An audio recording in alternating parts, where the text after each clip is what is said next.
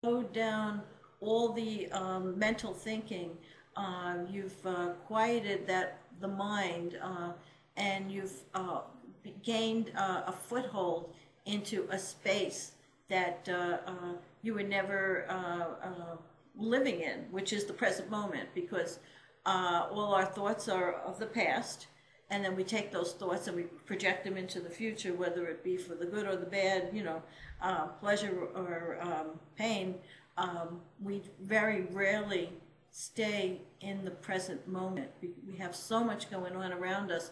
We're being bombarded, so it's always throwing us into the thoughts of the past, back into the future.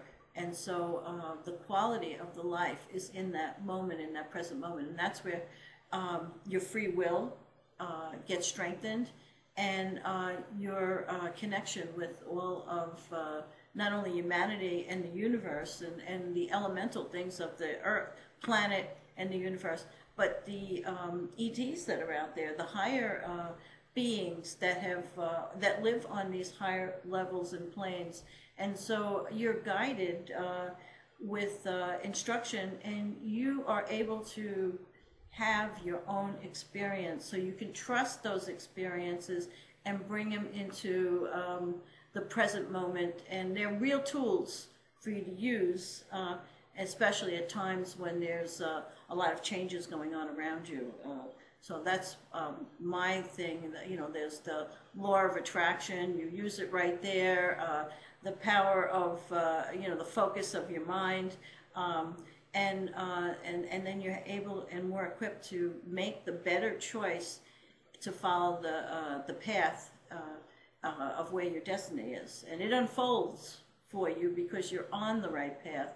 You're following, and it's a field of energy, and you'll sense that right away as you start meditating and practicing this. It's not very complicated. Some people would like to make it complicated so that you can pay money to go to their classes and ashrams and things. It's just very simple, and it's very natural, just like a baby when they take their first breath, So we're taking our first breath now into these higher states of consciousness, and we have to be able to have balance, harmony, peace, and a sense of faith and trust that we are connected to something that is very that is much more powerful in us, that intelligent conscious being that is guiding and moving us, so that we are always growing and becoming more light, more love, more oneness with the universe. Right on. And it's like all the answers could come through meditation. I know in the Law of One, the humble messenger Ra, that they are communicating through, is basically, they ask for advice. What could we do to help humanity? What's the best thing that we could do? And it's basically give your love and meditate. Those are the two most important things you could do if you believe what we believe, that our purpose here is a learning experience, to gain certain knowledge and to develop ourselves spiritually to the next level. I know that's what I believe, and that's the message that Ra gives through the Law of One as well. So all the answers will be provided if you look from within yourself. You'll get all the love. You'll learn about compassion, and all the answers just naturally on their own. So we keep it very simple. And if you need advice, that's what we're here for. And there's so many groups online and, spiritual communities for people to connect and, really further their spiritual development. It's just incredible, the tools that we're blessed with in this time, with the internet. And absolutely. And once you start to practice this, there's an old saying, when the student is ready, the teacher will appear. So you won't be stuck. You'll, in places where it seems that, you feel like you can't learn anymore, or you're not going anywhere. With your practice, people will just show up in your life and bring you to the other places that you need to be, because they'll be reflecting the oneness that you're trying to achieve. So, we want to see in our world the outcome being positive, being healing, being very hopeful, being all about the peaceful, loving transition of this new birthing process that we can achieve. And I was just thinking, we used to bring babies into the world. People didn't know about childbirth, and it could be a very painful, a dangerous experience.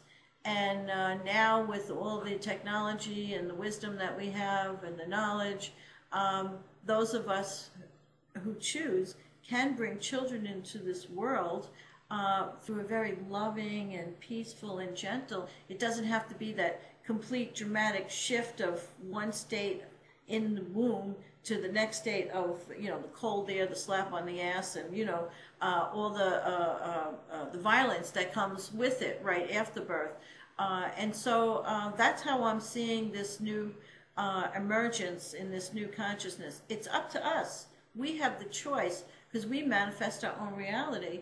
And, we can look out there and say, the monetary system, the Illuminati, all the powers that be are corrupt, and we know that, and knowledge is power to make better choices.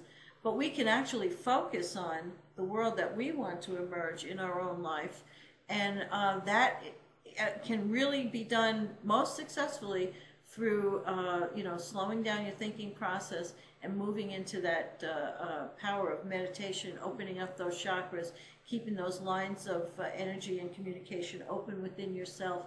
And here's how the miracle works.